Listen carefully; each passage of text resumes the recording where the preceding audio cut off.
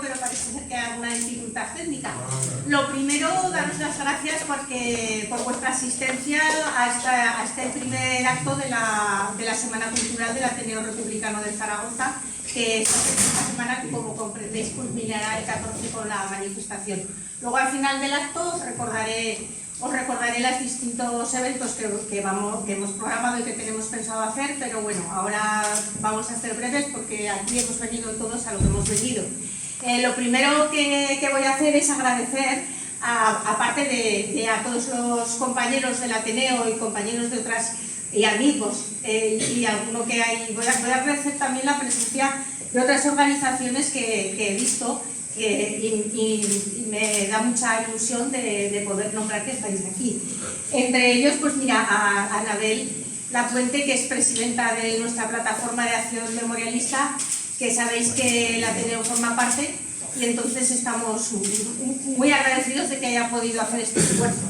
Damos también las gracias al Círculo Republicano Manolín Abad, sobre todo porque aparte de prestarnos al conferenciante, pues ha venido aquí su presidente y varios miembros del círculo. Tenemos también a Elena de la MICA de Mauthausen, tenemos a Miguel Galindo del PCP, tenemos a Muel, aquí que he visto también algunos componentes. No nos puede faltar la 14 de abril, le damos muchas gracias a Adolfo por venir. Le damos también las gracias a los miembros del Ateneo Laico Stambrook y del Club de Opinión El Acebo, que también estamos muy contentos de colaborar con ellos, ¿sabéis? Y me parece que no me dejo a nadie. También le agradezco especialmente a dos historiadores que tenemos aquí, aparte de ti, que son Jaime, que es compañero nuestro del Ateneo, y Arminio Lafoz, y por eso cuidadito lo que dices, que tienes aquí a los pedazos de maestros. Muy bien, entonces ya perdonadme si me dejo a alguien y si no, que levante la mano y se presente. Bien, Carlos Miglacio, me sale llamarte Carlitos porque te conozco desde que eras pequeño, pues es un chico que ya veis, un joven historiador, terminó hace unos 2 años y además hizo la carrera de Historia Contemporánea en Zaragoza. Pues terminó hace 2 años y desde entonces ha estado también, pues desde luego no ha estado quietito, porque aparte de las conferencias que ha ido dando, pues también se ha presentado a las oposiciones, las ha aprobado, está en espera de plaza y bueno, entonces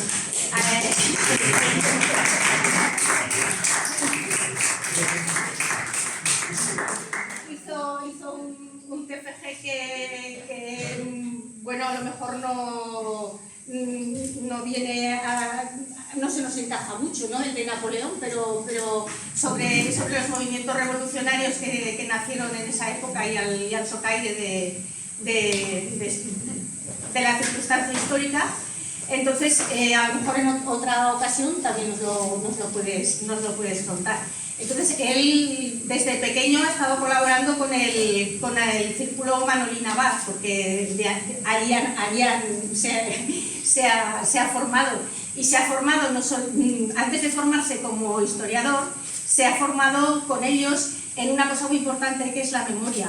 Porque a lo mejor hay veces que hay cierta discusión entre el método que emplean los memorialistas y el método que se emplea, es decir, la historia emplea método. Los memorialistas pues nos regimos pues por otras circunstancias y otras cosas, ¿no? Entonces creo que es muy bueno pensar que en tu persona hay una conjunción que esto lo suple y lo fundamenta, porque él ha estado desde, pues ya digo, ha colaborado en exhumaciones, ha visitado pues todos los centros de memoria más emblemáticos, tanto de Francia como de la zona de Huesca, de Aragón, en fin, o sea, hay otras muchas.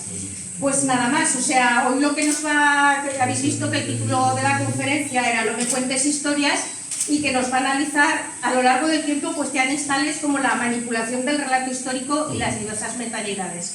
Entonces, os voy a dejar con él porque creo que nos va a aprovechar mucho más. Muchas gracias.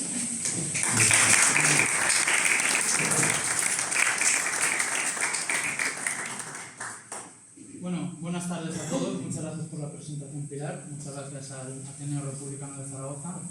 Para mí es un absoluto honor abrir las jornadas de la Semana Grande que nos unen a todos los republicanos españoles y especialmente, si me lo permitís, un poco de sentimentalismo en esta ciudad de la que yo siempre me he sentido tan enamorado, porque creo que he pasado aquí una de mis etapas mejores de la vida, que es la etapa universitaria, y aún conservo grandes amistades y de aquella época aún grandes amores en la plaza. Entonces, para mí es muy especial esta fecha.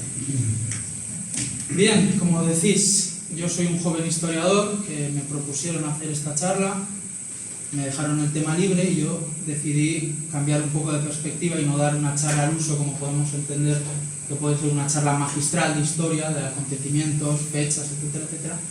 Y se me ocurrió la idea un día, encendiendo la televisión y poniendo a Almeida, a Ayuso y a toda esta gente que yo les oía hablar mucho de historia, muchísimo, sin saber de ella, pero hablaban mucho.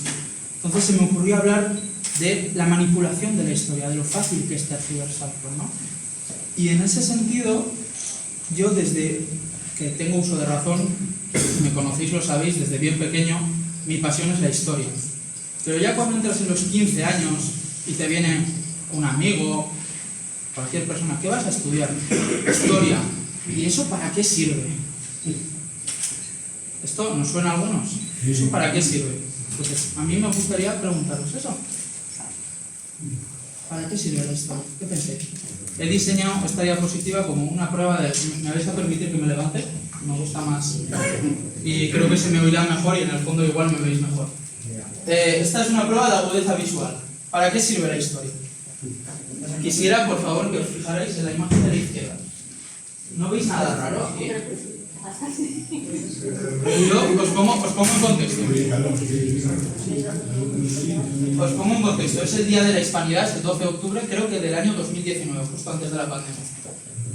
Están desfilando por la Castellana de Madrid, uniformados como los tercios, efectivamente.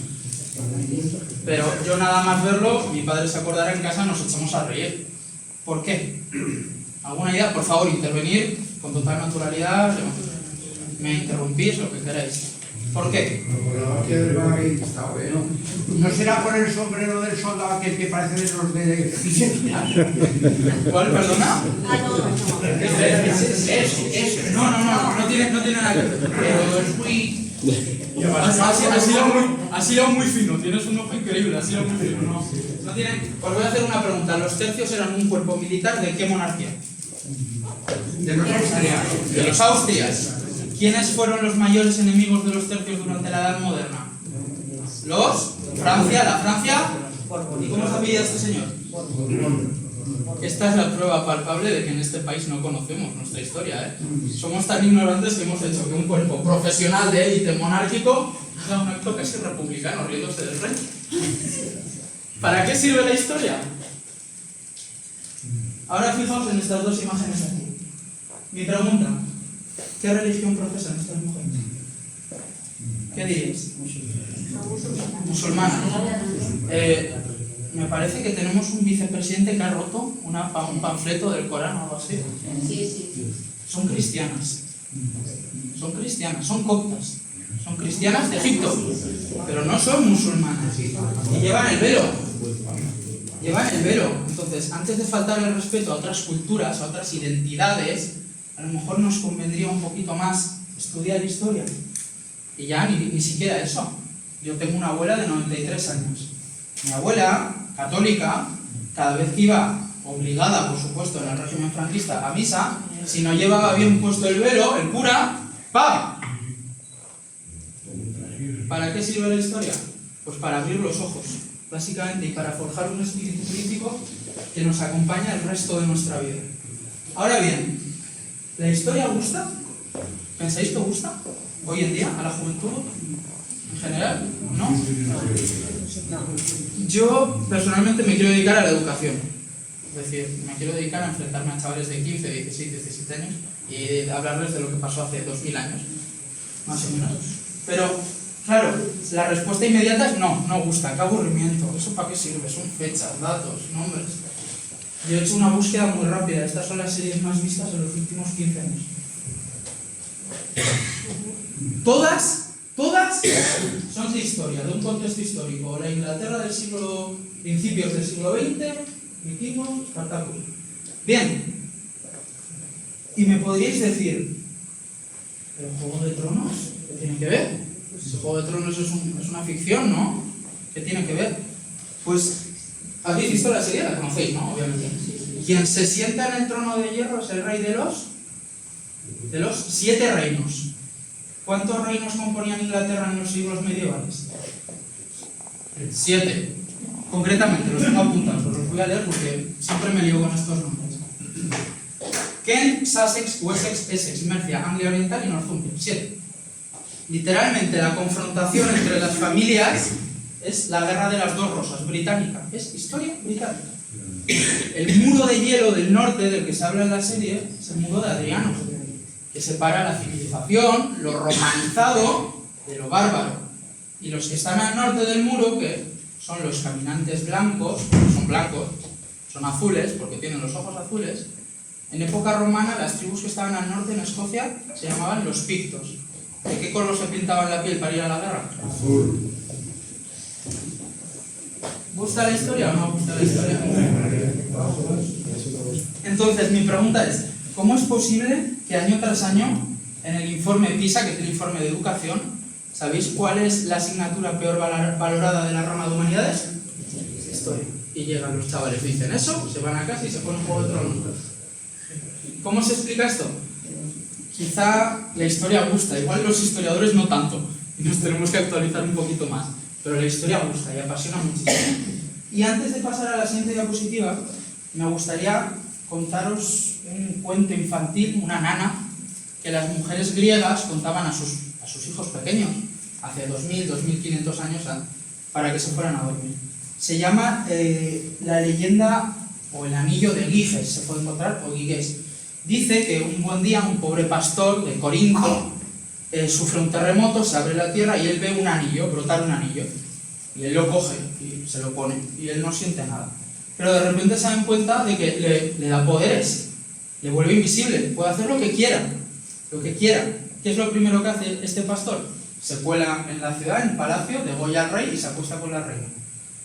Y en el anillo había una inscripción en griego antiguo que es Tocrateroi, etcétera, etcétera, para el más poderoso, para subyugar o para someter a todas las ciudades griegas. Al final se acaba volviendo loco porque el poder del anillo le vuelve loco y se arroja a un volcán. ¿No suena de nada esta historia?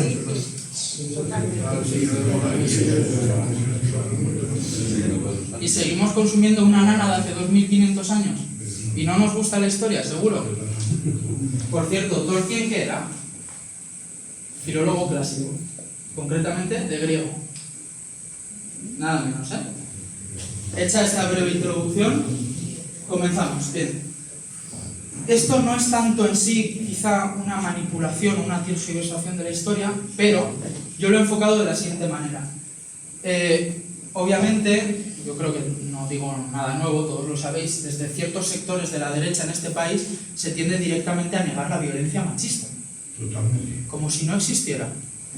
Y eso a mí me repugna y me produce tal indignación que he pensado en esta diapositiva y en esta reflexión para tantas mujeres tan valientes que pierden la vida al año a manos de tantos cobardes por culpa de la violencia machista y de la misoginia.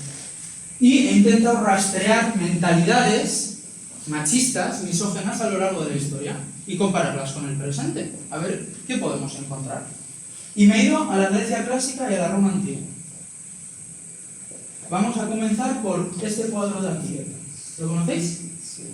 ¿Qué representa el cuadro? El juicio de pares. Muy bien, fantástico. Bien, el caso es que la guerra de Troya se inicia, voy un poquito más atrás del juicio de pares, porque Eris, que para los griegos es la diosa de la discordia, por cierto, Eris es una mujer, diosa de la discordia para los griegos. Bien, un día muy enfadada porque no había sido invitada a la boda de Tetis y de Peleo, que son los padres de Aquiles, decide disfrazarse de sirvienta del Olimpo y colarse en el banquete. Y lleva una manzana dorada. ¿Os suena algo esto de una mujer y una manzana? La cantidad de mitos que coge el cristianismo para integrarlo, para que haya un mayor sincretismo entre el pasado clásico y esa transición hacia las estructuras feudales es increíble. Una mujer y una manzana. Y en esa manzana dorada escribe algo que es para la mujer más hermosa, y lo dejan nada más. ¿Qué nos están diciendo ya los griegos con esto? ¿Por qué clase de cosas se pelean las mujeres? ¿Qué les importa? ¿Para que ella entre en una boda y ponga una manzana y ponga para la más hermosa? Y las tres principales diosas, que son Hera, Afrodita y Atenea, empiecen a pelearse entre sí. ¿Qué nos están diciendo los griegos? A las mujeres, ¿qué es lo único que les importa? Estar guapas, no les importa nada, no les importa la política, la ciudad, no les importa nada, les importa para la más hermosa. Bien, entonces en esta riña no acaban de ponerse de acuerdo y deciden consultar al mortal más hermoso que hay sobre la tierra, que es Paris. Cada una le ofrece una cosa distinta, pero al final acaba ganando Afrodita, que le promete el amor de la mujer más bella del mundo, que es Helena de Troya. Helena de Esparta, pero obviamente las fuentes dicen que se la lleva a Troya, más que la rapta, no que va por su propia voluntad. El caso es que nos están diciendo nada menos que una mujer puede conducirte a una guerra, porque las fuentes griegas culpan a Helena. ¿Alguien sabe cómo acaba todo lo de la Ilíada? No exactamente como la película. En la película hay un par de cosas que cambian, ¿no? Pero básicamente Helena vuelve otra vez a Esparta y convence a su hermana, que es Clitemnestra, de degollar al rey de Esparta, que es Agamenón. Y al final del todo, el hijo de ellos, que es Orestes, se vuelve a vengar y mata a la madre. Una tragedia, ¿no? Pero ¿qué nos transmiten los griegos con esto? Que la mujer, ¿qué es? Una fuente de conflicto y de discordia. ¿Lo veis? Voy un poquito más allá. A lo mejor esto os sorprende, pero claro, es que si vemos la película y vemos a Brad Pitt tan guapo y tan apuesto y lanzándose al combate, pero realmente Aquiles lo que era un cobarde. Porque hay un episodio de la Ilíada en el que cuando él consulta a su madre y le dice, ¿debo ir a la guerra? Su madre le dice, si vas, tu nombre se recordará por los siglos de los siglos, pero morirás. Se muere de miedo y va a esconderse a la corte de un rey, que es Licómedes, es un rey amigo suyo. Y para esconderse en esa corte se disfraza de mujer. Aquiles se disfraza de mujer para evitar ir a la guerra. Nos están hablando ya los griegos de travestismo. Hombres que se disfrazan de mujeres. Pero, y lo interesante es esto. El rey de Esparta, Agamenón, manda a el hombre más inteligente, que es Ulises, y llega al harén. Y para descubrir quién de esas 200 mujeres que tenía el rey era Aquiles, hace una cosa muy sencilla. Lleva muchísima ropa, joyas, vestidos, y los pone a un lado de la estancia. Y al otro lado pone un casco, un escudo y una espada. Todas las mujeres fueron a las joyas, los vestidos, y solo una fue a la armadura. ¿Quién? ¿Qué nos están diciendo los griegos? Los hombres a la guerra. Los hombres es la política, la confrontación. A las mujeres lo único que les importa es los vestidos, ir guapas, poco más. ¿Veis esa mentalidad tan machista, tan misógina? Bien. Ahora me gustaría que nos fijáramos en este cuadrado. Quizá este es un poquito más difícil de reconocer. Cuando cae Troya y escapa Eneas, se dice que se le aparece la diosa Venus y le da la misión de fundar una nueva ciudad en la tierra prometida. ¿Nos suena también esto de la tierra prometida, etcétera, etcétera?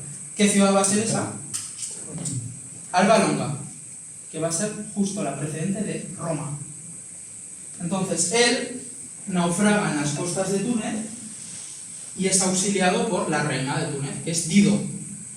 La cosa es que se enamora y hace que él olvide su misión y pase unos años con ella, y tienen hijos. Pero una noche se vuelve a aparecer la diosa Venus y le dice, no, tu obligación es llegar hasta Itálica, literalmente hasta el Lacio. Y él se va. ¿Qué ha cedido? Mata a sus hijos. Mata a sus hijos. Para intentar causarle el mayor daño posible a él. Nos están hablando de algo tan actual como la violencia vicaria. Y no es el único ejemplo dentro de la mentalidad griega. ¿Alguna habéis leído Medea? Medea es lo mismo. ¿Qué nos están diciendo las mujeres?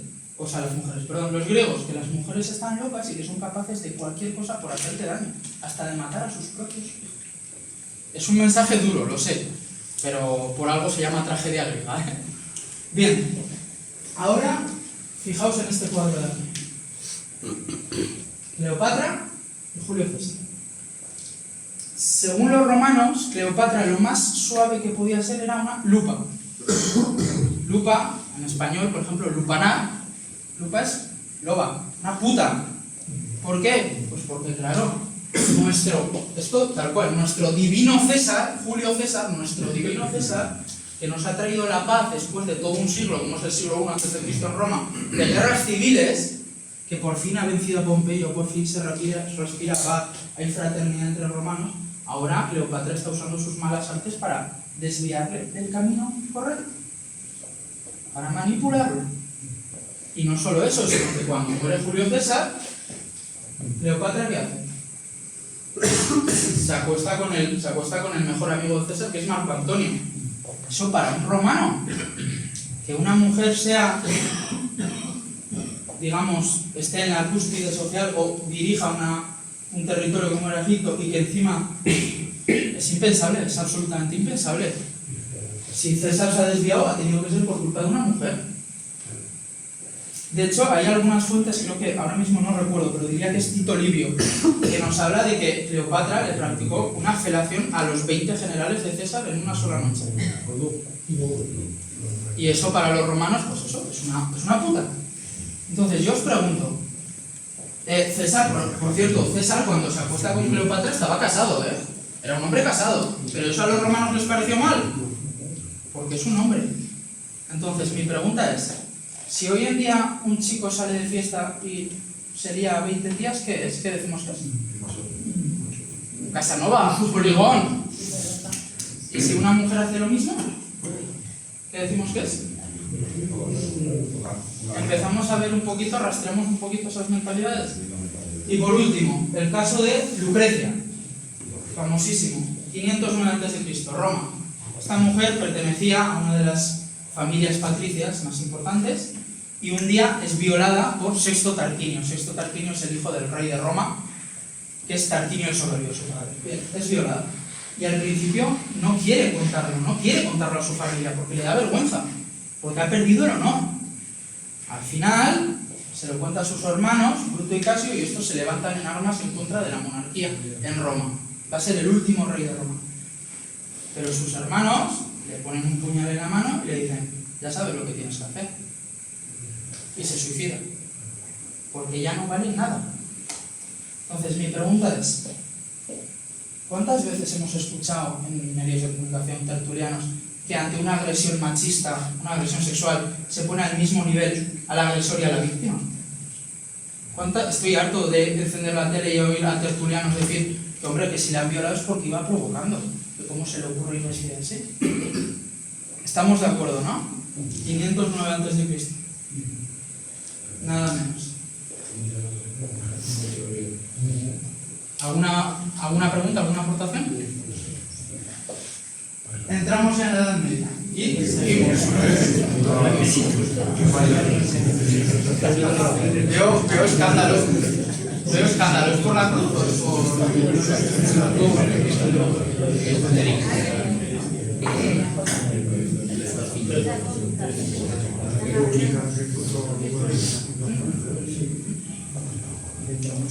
Como digo, en la historia parece que la mujer siempre ha sido foco de conflictos y de problemas.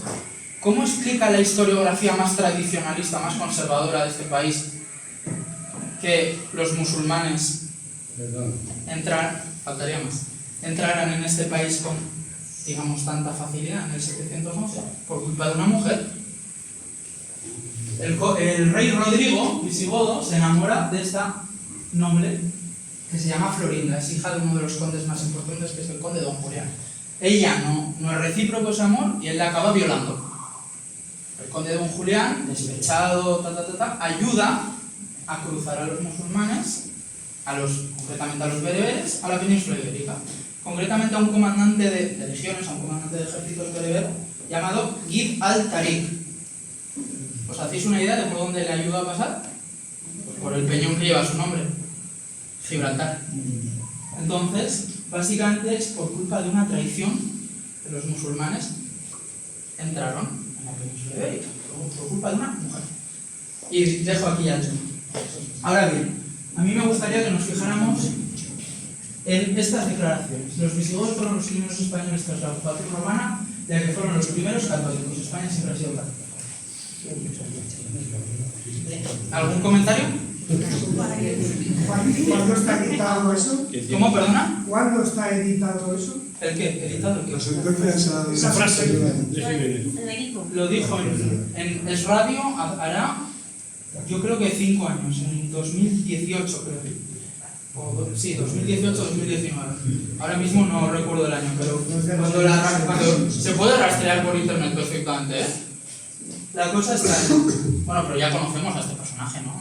No nos sorprende, vamos. Claro,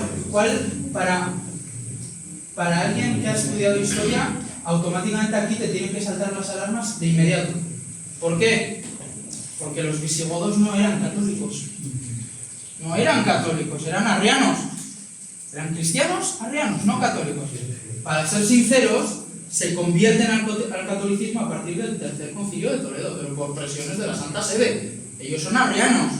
Por consiguiente, ¿qué pretende la ultraderecha o los sectores más conservadores de este país con esto? Normalmente utilizan una doble vara para medir el grado de españolidad, por así decirlo, que es básicamente, para ser un buen español tienes que ser de aquí, la autoctonía, tienes que ser un buen católico.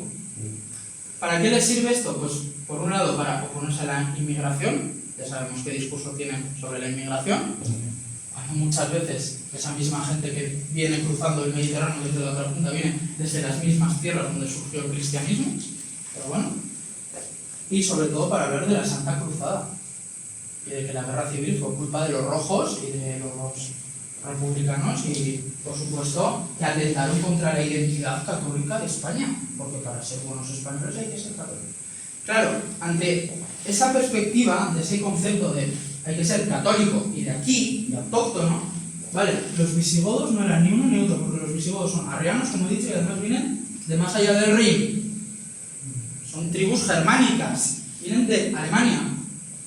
Los suevos sí eran católicos, pero lo mismo, son germanos, no son de aquí. Vinieron las famosas invasiones germánicas. No son de aquí. ¿Y el Imperio Bizantino? Son ortodoxos, no son católicos tampoco, son ortodoxos. Entonces, claro, ¿qué te queda? Que los únicos que son de aquí y son católicos... Entonces, vosotros veis a este hombre diciendo que para ser un buen español lo que hay que ser es vasco. Es un despropósito, ¿no? Que el mayor grado de españolidad que puedes alcanzar es ser vasco. Pues obviamente no, obviamente es una manipulación de la historia bajo su perspectiva, bajo sus intereses políticos actuales, obviamente.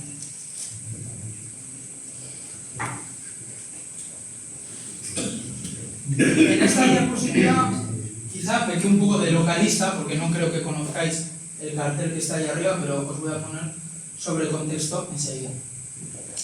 Este cartel es un cartel que se puso en todas las entradas y salidas de Huesca. Carlos, el año 2018 puede ser, más o menos. Duró 4 días, ¿eh? Sí, ya. Se puso por el gobierno municipal de PSOE y PSOE, Podemos. CHA.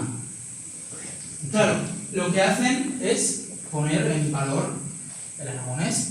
Y lo que voy a decir a continuación, por favor, que nadie me lo entienda ni mucho menos como un ataque, porque yo mismo nací en San Sebastián, provengo de una tierra cuya lengua natal ha sido muy discriminada y su uso ha sido prohibido en ciertas etapas de nuestra historia. Pero claro, aquí hay algo que a mí me chirría. Huesca sin H. Entonces, yo no soy filólogo, pero obviamente la palabra Huesca proviene del latín. ¿Hay algún filólogo en la sala? Mejor, así no me hacéis sorpresa. Viene de Osca.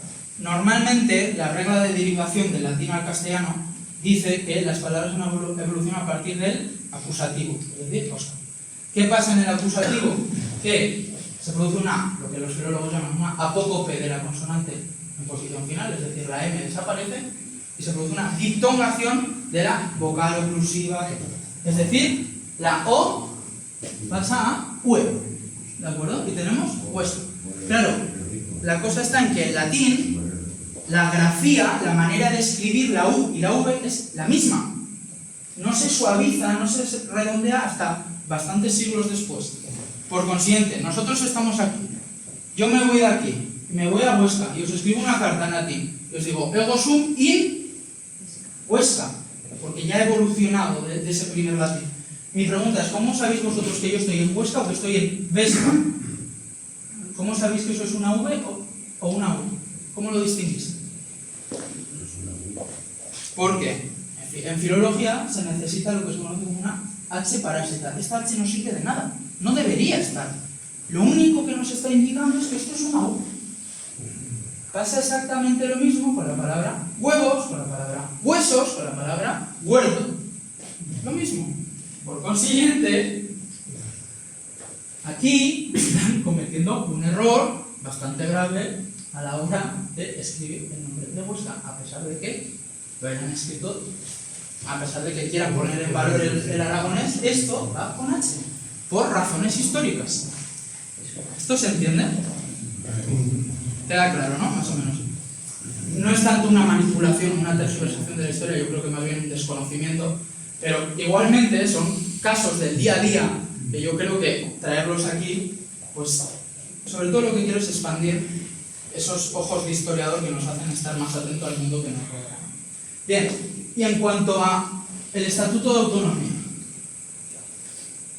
aquí se reconoce que Aragón es una nación histórica, una nacionalidad histórica. Fantástico, pero mi pregunta es, ¿por qué tiene estos límites? ¿Por qué tiene estas fronteras? Si tenemos nuestro derecho histórico a ser una nación reconocida, una nacionalidad reconocida, ¿por qué Aragón tiene estas fronteras? ¿Por qué no cogemos Cataluña? Cataluña perteneció a Aragón. ¿Y por qué no cogemos Valencia también? Y Baleares. Y no os preocupéis que yo llamo a Giorgia Meloni y le digo que nos dé Siciliana por esta vez. Y Atenas también fue aragonesa. ¿Por qué a mí me obligan, como aragonés, a que estas sean mis fronteras y al mismo tiempo me reconocen como nación histórica? Entonces, yo pienso que sería demasiado fácil hablar, obviamente, de la manipulación y la tergiversación, que es hablar de corona catalano-aragonesa, y es un tema quizá ya un poquito manido, etcétera, etcétera. Entonces, yo, más que hacia esa parte, quiero conducirlo a los que son los orígenes de Aragón, que no son tan conocidos. Entonces, quizás si os nombra un tal Don Pelayo, os suene. ¿Sí, no? Pero es que al mismo tiempo que los astures y los cántabros reconocían a su rey, Don Pelayo, los vascones, es decir, navarros, vascos y navarros, reconocíamos a otro. Que las fuentes no son muy concretas, hay mucho mito detrás, mucha leyenda, y es difícil sacar conclusiones históricas fidedignas. Pero nos hablan de un tal, el vascón Velasco, tal Velasco, que es reconocido como rey. Y esta estirpe sigue con Íñigo Arista, etcétera, etcétera. Entre Íñigo Arista y Sancho III hay más reyes en medio, lo que pasa es que he querido reflejarlo así para que quede más claro. El caso es que llegamos a Sancho III el Mayor, rey de Pamplona. Sancho III el Mayor, el problema es que tiene un hijo fuera del matrimonio, con una noble que se llama Sancha. Ese hijo se llama Ramiro I, ¿de acuerdo? Pero ¿qué pasa? Que si en época medieval, obviamente, como la religiosidad, la religión, en este caso cristiana, lo impregna todo en la sociedad, si un hijo nace fuera del matrimonio es bastardo, y por lo tanto, ilegítimo. Eso es. ¿Tiene algún derecho a heredar? Nada, cero. ¿Qué pasa? Que Sancho III el Mayor se casa ya y tiene otros 3 hijos. García, Fernando y Gonzalo. ¿De acuerdo? El derecho medieval dice que el primogénito legítimo tiene que heredar. ¿Cuál es el problema? Ramiro es el primero, pero no es legítimo. Por lo tanto, le da a su primogénito legítimo, le da Navarra, le da Pamplona, el reino de Pamplona en estos años, que es García. Al segundo, que es Fernando, le da el condado de Castilla.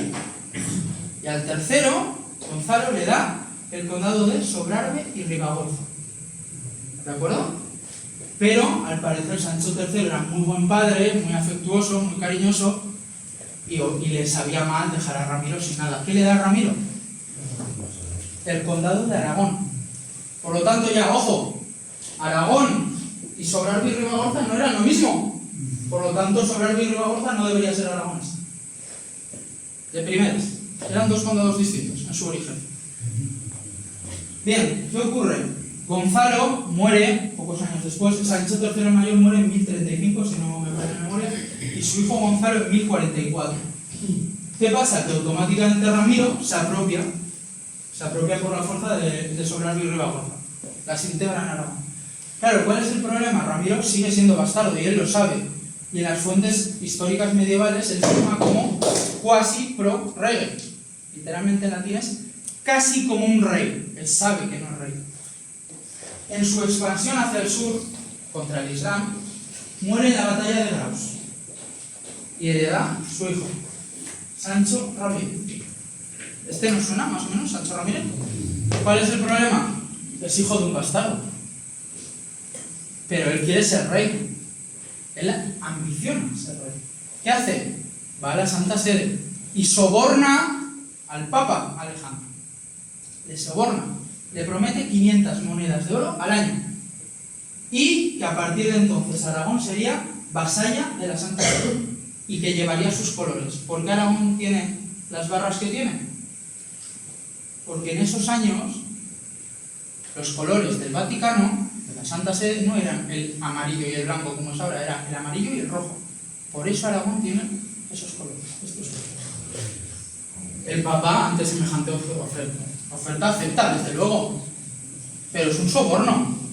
Es un soborno. ¿Cuántos años pago esas monedas, esas 500 monedas? Uno. O sea que los aragoneses le debemos bastante dinero al Vaticano. Bien. Ya se lo han cobrado, ya. El caso es, mi pregunta es, claro, lo que trato de transmitiros es que la historia tiene una virtud, que es que surge o parte de la interpretación de los historiadores, de las preguntas que queramos hacerle al pasado y las respuestas que demos. La historia es muy interpretable, pero tiene una maldición, que es que al ser tan interpretable es muy tergiversable, es muy manipulable. ¿Qué quiero decir con esto? Entendedme el juego de lo que voy a decir. Pues si yo quiero entender que Ramiro I era un bastardo y por lo tanto era ilegítimo, toda la historia medieval de Aragón es ilegítima. Y Aragón jamás debió ser un reino, ni mucho menos una corona. Porque parte de una dinastía ilegítima, bastarda. Eso es ilegal. ¿Y qué más le da a ello? Yo creo que ahora no nos respondería. ¿Estáis de acuerdo? Si interpretamos que es un soborno al Papa, esto es ilegítimo. Si no interpretamos eso y entendemos que el Papa accede de buen grado y por lo tanto ya le da legitimidad, vale, de acuerdo. Pero entonces mi pregunta es, toda la dinastía de los reyes de Aragón hasta la muerte de Martín el Humano en 1410 y su, vamos a decir, cambio a la dinastía Trastámara, toda la dinastía de Aragón en realidad viene de Navarra, que en realidad viene de Guipúzcoa. Es una dinastía guipuzcoana, de origen guipuzcoano. Por lo tanto, los navarros yo creo que más o menos lo saben, pero entonces si lo interpretamos de esa manera, los aragoneses sois vascos. Y no lo sabéis, sois guipuzcoanos. Y por consiguiente, cuando me dicen Aragón nacionalidad histórica, estas tres comunidades autónomas deberían ser la misma.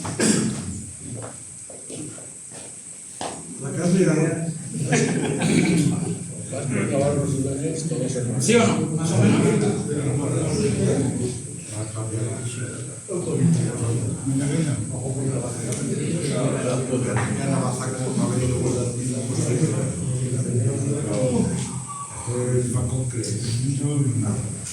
Bien. Yo creo que no es desconocido para nadie que la derecha en este país idealiza mucho ciertos episodios nacionales, entre otros los Reyes Católicos. Entonces, todos reconocéis a este señor, ¿no?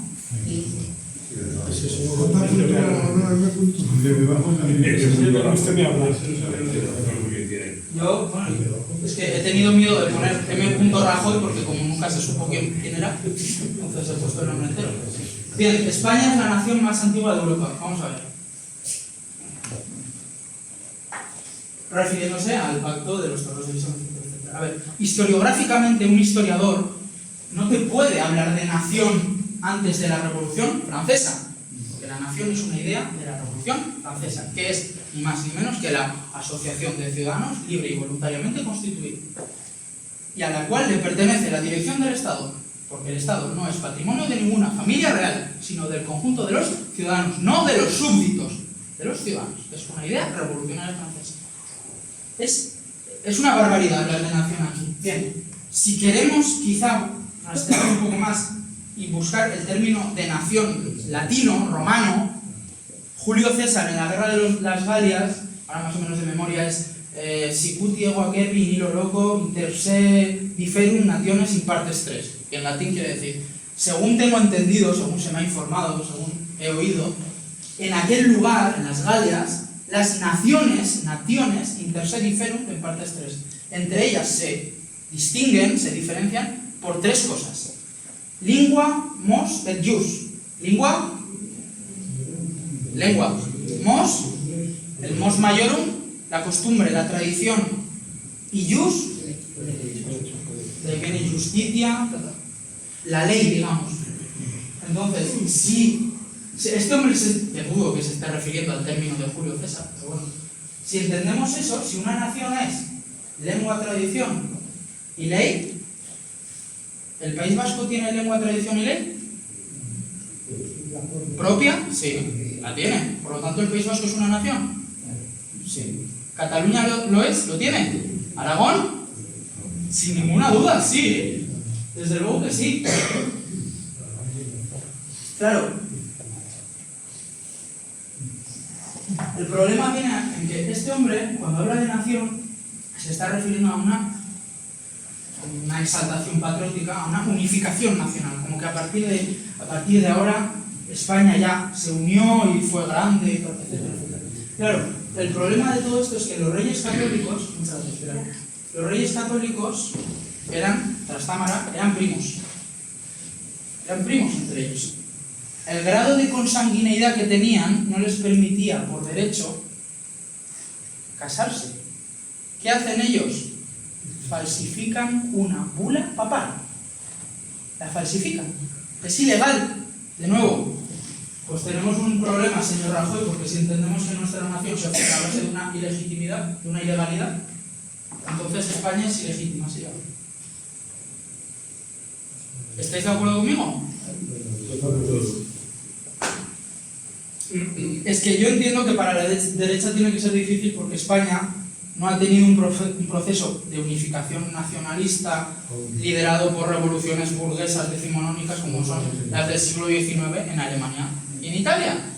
Pero no me puedes hablar de nación ni mucho menos de unificación nacional. Y digo más, si estos dos señores se casan, bien, y juntan Castilla y Aragón, vamos a decir, ¿y Navarra? ¿Qué pasa con Navarra? Navarra fue conquistada por la fuerza por Fernando el Católico en 1512, por la fuerza. Y cuando entra en Navarra, había ya una serie de inestabilidad política, porque había lo que se conoce como guerras banderizas entre gamboinos y oñacinos en Guipúzcoa y Vizcaya. Lo que hace Fernando el Católico es ir a jurar los fueros en Guernica. Vosotros veis a la derecha llamándole felón y pituetarra. ¿Fernando el Católico? Yo creo que no.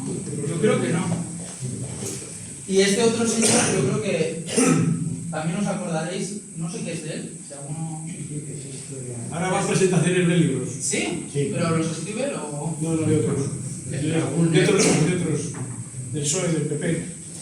Además, ¿en qué postura tan bonita he cogido, Bien. ¿Qué otro país, si pensáis, puede decir que un nuevo mundo fue descubierto por ellos? Que 3 embarcaciones que salieron precisamente de Huelva con capital, no solo castellano, sino privado también, consiguieron cambiar la historia del mundo. A ver, el cambio de la edad medieval a la edad moderna, para nosotros, está en el llamado descubrimiento de América. Pero si tú te vas a Grecia y les preguntas, ¿cuándo se cambia de la edad media a la edad moderna? ¿Qué te van a decir? Con la caída de Constantinopla. Si tú te vas a Italia, ¿qué te van a decir? Con el Renacimiento italiano, y seguramente te hablarán de Petrarca. Y si te vas a Centro Europa, te van a decir, con la invención de la imprenta. Nadie se cree que gracias al descubrimiento de América entramos en la edad moderna. Somos los únicos, los españoles y los portugueses, los únicos. Entonces, 3 embarcaciones que salieron precisamente de Huelva. ¿Sabéis de dónde eran originariamente las factorías que en toda la zona andaluza construían los barcos que fueron a América? Eran venecianas, eran italianas. Esas 3 embarcaciones eran italianas. Y es más, os pregunto, ¿Colón era español? No, era genovés, era italiano. Y cuando habla de... Aquí aprovecha un poco para meter este mensaje neoliberal del capital, la iniciativa privada es la que hace mover la historia, etcétera, etcétera. Cuando dice no solo capital castellano sino privado, yo os pregunto, ¿en qué año se expulsan a los judíos? 1492. ¿En qué año se descubre América? Cuando los judíos pagaron la conquista de Granada y fueron a los reyes católicos y le dijeron, ahora que habéis conquistado Granada, devolvernoslo dinero. Dijeron, sí, claro, ahora mismo. Y les expulsaron, no les devolvieron nada. Y ese mismo capital privado fue el que luego financió lo de Colón. Que por cierto, no sé si lo sabéis, pero Colón no quería proponérselo a los reyes católicos. Fue primero a la corte portuguesa de Martín el Navegante. No vino a la española, fue a la portuguesa. Y cuando allí le desecharon y le dijeron, si nosotros ya tenemos una ruta, ¿qué me estás contando? Pues vino aquí. Pero entonces vuelvo otra vez a lo mismo. Si para ser un buen español hay que ser católico, las embarcaciones son italianas, Colón es italiano y el capital privado es judío, ¿qué hay de español en todo esto? Sí, pues básicamente sí. Y de nuevo, y ya por último, ¿alguien sabe de dónde viene el nombre de América? ¿Y de dónde era? Era de Florencia. Por lo tanto, ¿estamos seguros de que fuimos los españoles los que descubrimos América? Yo no lo tengo tan claro. Bien, este tema, a ver cómo lo hago. 1640 es el año de la gran crisis de la monarquía hispánica de los Austrias, porque, entre otras cosas, hay una serie de revueltas en Sicilia, Nápoles. Portugal se independiza y ya deja de depender de la monarquía de los Austrias y comienza la dinastía de los Braganza, y de hecho hay un motín o un intento de toma del poder en Andalucía, que es el... ¿cómo se dice? Me sale Medina Sidonia, que es el intento de tomar no sé si llamar motín o el golpe de estado de Medina Sidonia, la conjura de Medina Sidonia. ¿Y qué pasa en Cataluña en 1640? Veréis, hay una cosa que se llama el Camino Español, os lo explico enseguida. En 1640 España llevaba 30 años en guerra, la conocida guerra de los 30 años, desde 1607, enviando tropas y más tropas y más tropas a Flandes, Países Bajos. Claro, mi pregunta es, si vosotros fuerais el rey, ¿por dónde enviáis esas tropas? No pueden atravesar Francia, eso sería declarar la guerra a Francia. No las puedes mandar por el Cantábrico, porque todo el Canal de la Mancha está controlado por Inglaterra. ¿Por dónde las mandas? Las llevas a Cataluña y desde Barcelona las embarcas a Sicilia, de Sicilia a Nápoles hasta Milán, que era español, Milán, y de Milán a Flandes. Eso es lo que se conoce como el Camino Español. Entonces, ante esta tesitura, en 1640, imaginaos 30 años de tercios de soldados pasando por vuestras tierras, arrasando vuestras cosechas para comer y dejándoos en la más honda de las miserias. ¿Cómo estaba el campesinado catalán? Pues a este señor, que es el conde duque de Olivares, no se le ocurre otra cosa que para seguir manteniendo el esfuerzo de guerra, aumentar los impuestos. Y lo llama la unión de armas, pero básicamente es un aumento de impuestos. Claro, pero estamos en el antiguo régimen. En el antiguo régimen hay privilegiados y no privilegiados. Los privilegiados, la nobleza, el alto clero, la realeza, no pagan impuestos. Los pagan los de abajo. Entonces, a unos campesinos absolutamente esquilmados, ¿tú les vas a subir los impuestos? ¿Qué ocurrió? Pues una serie de tensiones sociales, etcétera, etcétera, que se canalizaron hacia lo que se conoce como el levantamiento de los segadores. El segador, ¿cómo se le llama el himno de Cataluña? Segadors. ¿Qué hacen estos payeses, campesinos catalanes? Cogen a Dalmau de Queralt, que era conde de Santa Coloma, era virrey de Cataluña, era la figura que representaba al rey en Cataluña. Y se lo cargan, lo matan. Y no solo eso, sino que en la Generalitat, el presidente de la Generalitat, que es Pau Clarís, proclama la República Catalana, 1640. Esta república les duró un poquito más que esos 8 segundos de Puigdemont, un poquito más. Les duró 12 años, hasta 1652. Entonces, cuando yo escucho argumentos de es que Cataluña siempre ha sido española, es que nunca se ha independizado, nunca, ¿qué es eso de proclamar una república? ¿Cómo acabó ese episodio?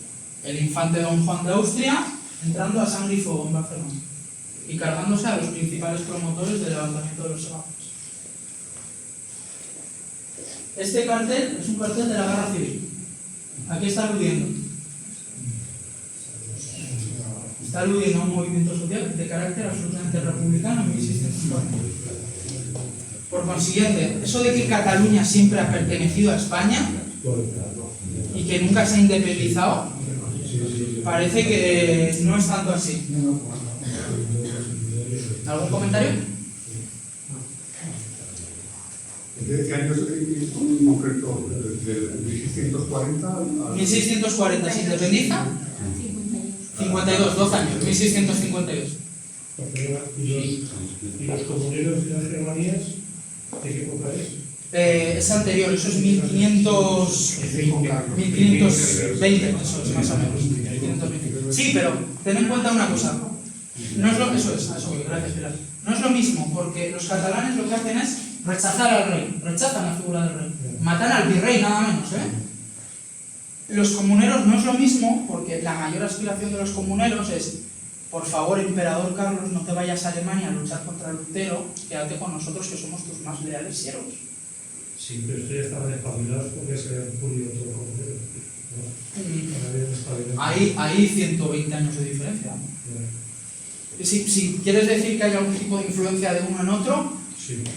Yo lo desconozco. Si alguien puede ilustrarme, se lo agradecería, pero son dos siglos totalmente distintos. Creo que el valor de la republicana. ¿Cómo, perdona? Sí, claro que sí. Sí, pero sí, desde luego que sí. Pero los comuneros no eran republicanos, ni mucho menos. Pero casi se hace. Casi se hace. Yo creo que el movimiento comunero es más... Cuando matan al virrey en Aragón. ¿Cómo, perdona? En 1541, Cuando se pierde, que matan al virrey de Aragón. se ejecuta la justicia de aquí. Y para ir a Cataluña siempre han pasado por aquí, que Aragón no lo han arrasado siempre, las tropas del rey. Porque para ir a Cataluña había que pasar por Aragón. Sí, claro, desde luego. También hay un capítulo guapo. Lo que quiero decirte, sí, pero ten en cuenta que los comuneros no eran republicanos, no lo eran. Les cortaron la cabeza por otras razones, pero no porque quisieran una república, ni mucho menos. Un pelín de familia. Yo pienso que son dos episodios históricos totalmente distintos y yo realmente no veo una influencia de una tan directa, pero de acuerdo. Bien, entrando en edad contemporánea. Eran todos nobles los comuneros. ni siquiera eran nobles. Entrando ya en edad contemporánea, esta señora la conocemos todos, está de rabiosa actualidad, yo creo. Bien, ¿cuál es el espíritu de la Revolución Francesa?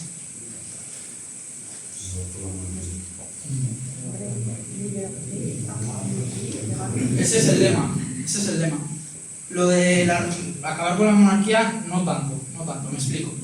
Dentro de un régimen tardofeudal, como puede ser el de la Francia de 1790, la sociedad se divide en dos estamentos, es un régimen estamentario, privilegiados y no privilegiados.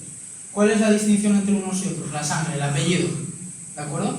La Revolución Francesa, en su primer objetivo, digámoslo así, es lograr lo que se conoce como la igualdad jurídica, que no es lo mismo que la igualdad social. Es decir, en el antiguo régimen, el rey, Luis XVI, robaba una gallina y le pasaba algo.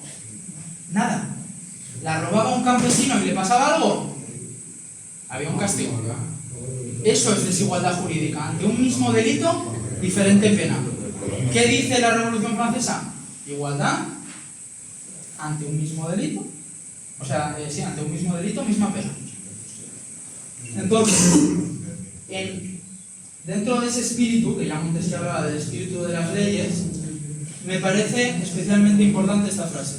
No hay que demostrar que el rey haya cometido ningún delito. Su mera existencia es un crimen que atenta contra la igualdad de los hombres. Esta es una frase que Robespierre dijo el 20 de enero de 1793, el día antes de que se le cortara la cabeza a Luis XVI. Por cierto, en la Convención Nacional. Por cierto, ¿sabéis que para cortarle la cabeza al rey se votó democráticamente? En la Convención Nacional. ¿Sabéis por cuántos votos ganó que le cortaran la cabeza al rey? Uno. Un voto cambió la historia. Pequeño apunte. Bien. Que se confundiría. Sí. Sí, como el... ¿Cómo se llama? El Alberto Castelo, ¿no? Lo contrario. Lo que quiero decir es que el espíritu de la revolución es la constitución. Una constitución es una compilación de leyes que protejan los derechos de los ciudadanos, que limiten el poder real. Y para preservar eso y para garantizar eso, vamos a hacer que la soberanía nacional recaiga en el pueblo, que debe tener sus representantes, que son los diputados. Es decir, esta mujer, independientemente de que sea mujer, esta persona está en el puesto que está gracias a los ideales de la Revolución Francesa. Y por consiguiente, es una contradicción tan fuerte que diga que el rey es inviolable porque disfruta de inmunidad en la ejercicio de sus funciones como jefe del Estado, tal y como contempla nuestra Constitución. La Constitución no debería blindar el poder real, todo lo contrario, debería limitarlo. Es una contradicción histórica eso. ¿Lo veis? ¿Me he explicado bien? ¿Se me ha entendido? Es una contradicción. Si esta mujer está ahí es porque hubo unos burgueses en el siglo XVIII que dijeron que ellos representaban a Francia. Eso de que Luis XIV dijera «L'état c'est moi», yo soy Francia, no, usted no es Francia, lo somos todos. Y esta mujer, en lugar de representar a la soberanía y a la diversidad del pueblo español, diga que el rey es inviolable por constitución, es que es contradictorio. ¿Lo veis, verdad? Bien. Después de la Constitución no debería.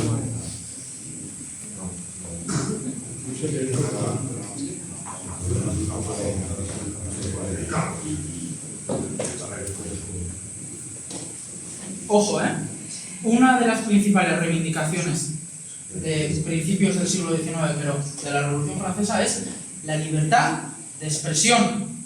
La libertad de expresión. Que en este país, por ley, sea delito hablar mal o, digamos, injuriar a una familia, habla de la mentalidad tan medieval que existe todavía en este país. Los ideales de la Revolución Francesa no han debido de calar en el momento en el que una constitución o una compilación de leyes blindan a este señor de aquí. Porque si es así, entendemos que en el momento que esta mujer le denunció, están incurriendo en un delito. Porque hasta que demuestra que este hombre ha cometido delito, le está injuriando. Es una calumnia. Hasta que no lo demuestras, es calumnia. Y de hecho, os digo más. Cualquiera de, fijaos, el que calumniare o injuriare al rey o cualquiera de sus ascendientes, según esta ley, o descendientes. Y según esta ley, yo que quiero ser profesor, si voy a clase y hablo mal de Alfonso XIII o hablo mal de Fernando VII, me pueden meter en la cárcel. Me pueden meter en la cárcel por hablar mal de Fernando VII. ¿Veis lo que quiero decir? Y esta foto en concreto, fijaos, otro de los logros principales de la Revolución Francesa es la separación entre la Iglesia y del Estado y la secularización del pensamiento político. Es decir, que el jefe o la cabeza del Estado ya no lo es por providencia divina, sino porque lo queremos todos. Bien, eso del laicismo en este país ya sabemos que nos cuesta un poco, ¿no? Entonces, que un presidente del gobierno jure una constitución que es revolucionaria, francesa, delante de Y la Biblia. una cruz y una Biblia, y el rey no recuerda ningún episodio de este país, algún episodio histórico de este país.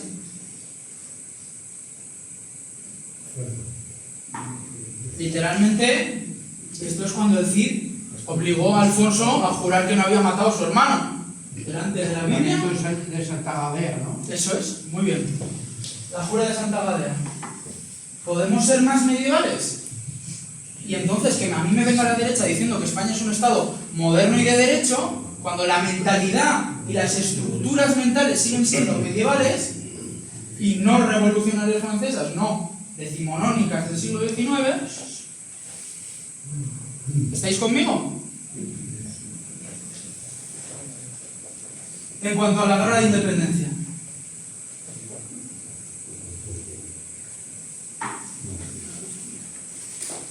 Bien, os quiero leer la definición que da de invasión la RAE. Literalmente, acto de irrumpir o entrar por la fuerza e injustificadamente en funciones ajenas. Bien. Si los franceses entraron en España, es gracias a un tratado. Se llama el Tratado de Fontainebleau, que lo firmó Godoy.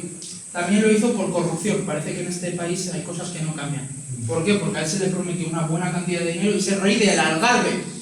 Que al final no se cumplió, pero él salía muy beneficiado por corrupción. Entonces, el Tratado de Fontainebleau permitió a los franceses cruzar los Pirineos e ir hacia Portugal, porque Portugal no había obedecido la orden de instaurar el bloqueo marítimo a Gran Bretaña. Cuando pasan los franceses y vencen en Portugal, la política española sufre un revés que se llama el motín de Aranjuez. Esto lo conocemos todos, ¿no?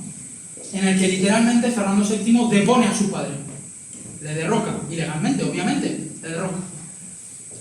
¿Napoleón hace algo en ese momento? No hace nada. A él no le interesa meterse ahí, no hace nada. Son los propios reyes españoles los que escriben una carta. Por cierto, Fernando VII le pidió ser hijo adoptivo a Napoleón. Los que le escriben una carta diciendo, por favor, ¿tendría usted la bondad de mediar entre nosotros dos? Y él le dice, sí, desde luego que sí, no os preocupéis, venid a Bayona. Y se los lleva a Bayona. Y en Bayona no les pone, para entendernos, no les pone una pistola en la cabeza y les obliga a abdicar. Abdican a cambio de una buena cantidad de dinero y de vivir unos cuantos años en balnearios franceses de lujo. ¿De acuerdo? Entonces, mi pregunta es, de nuevo, en el antiguo régimen, son reyes absolutistas. Se supone que están por encima de Napoleón porque Napoleón no tiene sangre noble. Solamente el hecho de que unos reyes se subyuguen a que intermedie a alguien que no es noble, que pertenece al estamento de los no privilegiados realmente, procede de ahí, ya demuestra que la Revolución Francesa iba a entrar en España, ojo, no de manera violenta, pero es un gran triunfo de las ideas revolucionarias liberales. ¿Qué quiero decir con esto? Ellos abdican y Napoleón obtiene el poder en España. Los franceses han pegado un solo tiro en todo esto, han disparado una sola bala, ¿no? Por consiguiente, ¿dónde está el acto de irrumpir o entrar por la fuerza injustificadamente en funciones ajenas? Injustificadamente. Un tratado, el de Fontainebleau y luego el de Bayona. Dos tratados que legitiman que el proceso de ascenso de Napoleón al trono español es legítimo. Es legítimo, es un traspaso de poderes. No es un golpe de Estado, no es una toma por la fuerza. Y es más, hay una asamblea que se convoca, es una asamblea de notables que reúne a los... son unas cortes generales, pero con algunos cambios, que reúne a los principales nobles, etcétera, etcétera. Los reyes escriben a esa asamblea de notables diciendo: tratar a los franceses como vuestros hermanos. No se os ocurra levantaros en armas contra ellos. Y la asamblea de notables acepta y ratifica a Napoleón como legítimo rey de España. Los españoles lo aceptan. ¿Qué es eso de invasión francesa? ¿Cómo que invasión? Es que por ningún lado, los únicos que no obedecen, y que por lo tanto al no obedecer a los reyes están cometiendo traición y están dando un golpe de Estado, son dos capitanes de artillería que son Daoiz y Velarde. Son de Segovia, si no me parece, que se levantan en armas contra los franceses. Pero lo que quiero decir con esto es: el proceso de tomar el poder es perfectamente legal, es pacífico.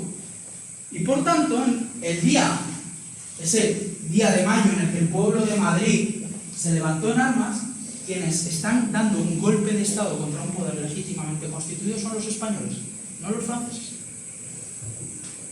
¿Veis que vosotros pensáis que esta interpretación me la compraría Díaz Ayuso?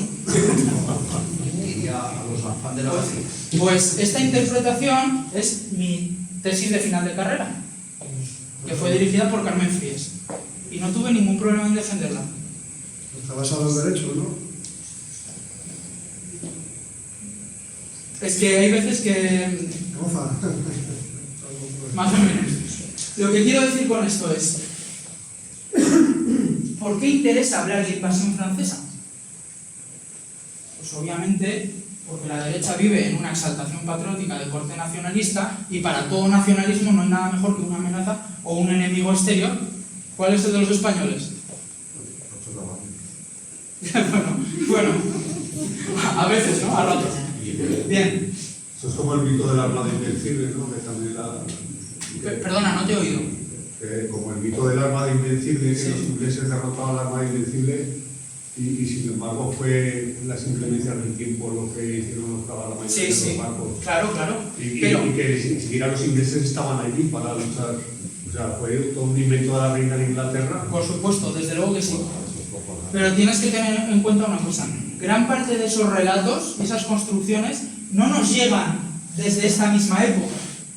No nos llegan. ¿Por qué? Por una razón muy sencilla. España acabó absolutamente destrozada por la guerra, porque no se disparó ni un solo tiro solo francés. La destrucción de infraestructuras, la muerte de personas, el absolutamente ahogo económico sucedió aquí. Por lo tanto, esa gente, vale, habían expulsado a los franceses, pero ¿de verdad habían ganado la guerra? Todo este relato nacionalista, patriótico, no nos viene de ahí, nos viene historiográficamente de los nacionalistas de 1898. Porque al perder las colonias, esos nacionalistas, joder, es lo que se conoce como el regeneracionismo.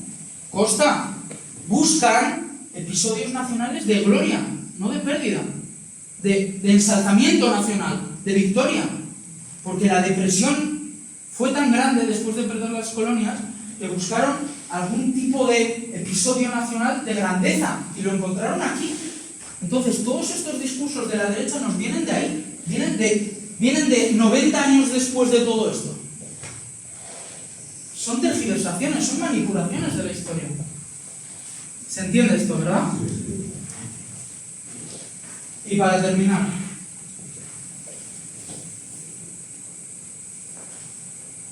¿conocéis a este de aquí?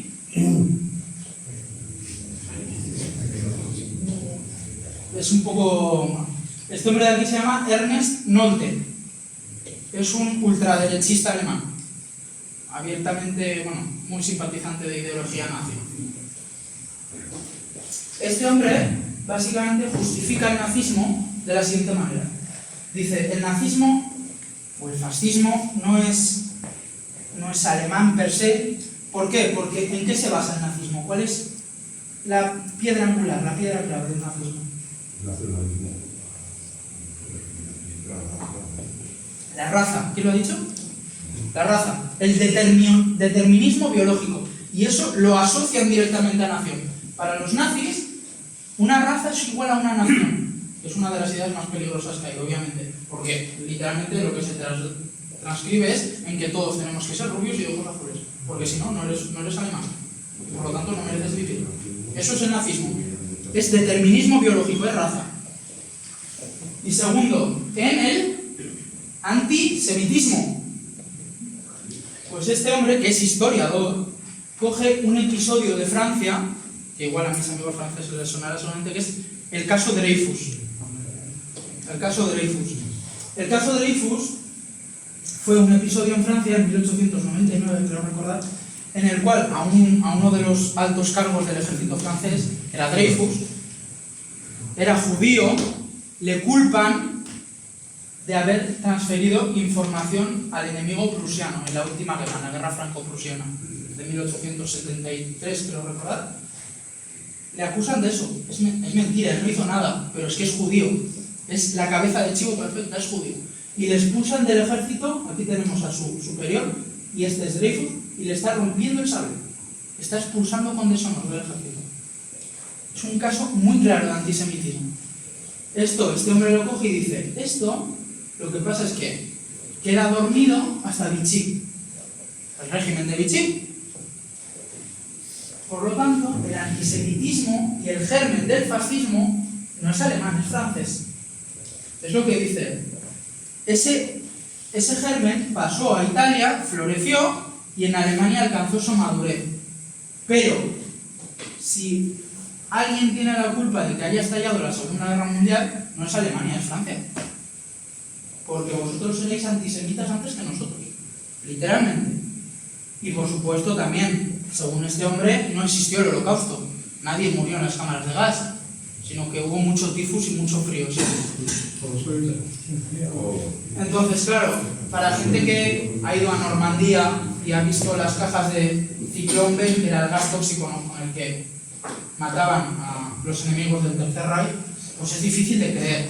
Pero es que ya la meca de la irreverencia es cuando dice que de hecho Europa tendría que estar agradecida a Alemania, porque se sacrificaron e impidieron la expansión del comunismo bolchevique, gracias al nazismo.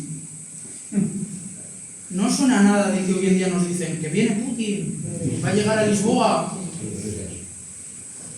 salvando las distancias, ¿no? Pero, claro, lo que quiero decir yo con esto es que, bueno, yo obviamente no creo que tengo que explicar porque esto es una tergiversación, ¿no? Obviamente, pero la cosa es que la ultraderecha de Alternativa por Alemania ha quedado primera fuerza en 10 capitales alemanas. Entonces, realmente los historiadores y el relato tienen un poder muy fuerte. Este hombre es historiador. Víctor Orbán, el de Hungría, es historiador. Bueno, y también Lamban, pero no creo que... Y por último, ¿a este hombre lo conocéis? Sí, ¿no? Este hombre es Piomo, efectivamente.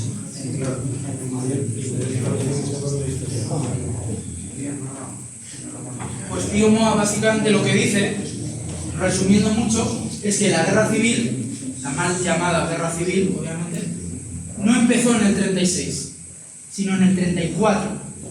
La revolución de Justicia. Correcto. Y Cataluña también. Nada menos que el ejército entró en la Generalitat, el general Batet, y detuvo a Companys. ¿Quién dice la derecha que son los mayores enemigos de España? La anti-España. Vascos, catalanes y rojos. ¿Qué dice este hombre? Dice, la guerra empezó en el 34 porque los rojos nos obligasteis.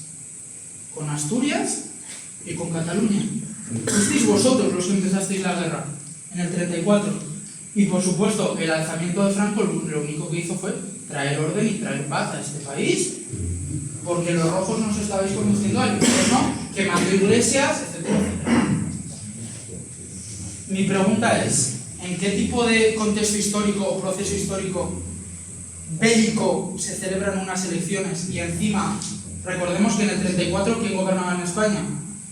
La derecha, la CEDA y el Partido Radical. ¿En qué tipo de contexto histórico tú celebras unas elecciones y las gana tu rival? Si está bien. ¿Vosotros veis a Zelensky ahora mismo celebrando elecciones y dejando que las gane un partido prorruso? Es una manera de justificar el alzamiento nacional, echando la culpa al otro bando. ¿Esto? Sí, ¿no? Estamos de acuerdo. Y por concluir, obviamente se puede tergiversar la historia de una manera menos sutil, pero yo si os tuviera que invitar a algo es, por supuesto, a atreveros a hacerle preguntas al pasado, a estudiar historia, porque no os vais a arrepentir, ya que os forjaréis un espíritu crítico con el que será más difícil engañaros y seremos una ciudadanía mucho más responsable. Muchas gracias.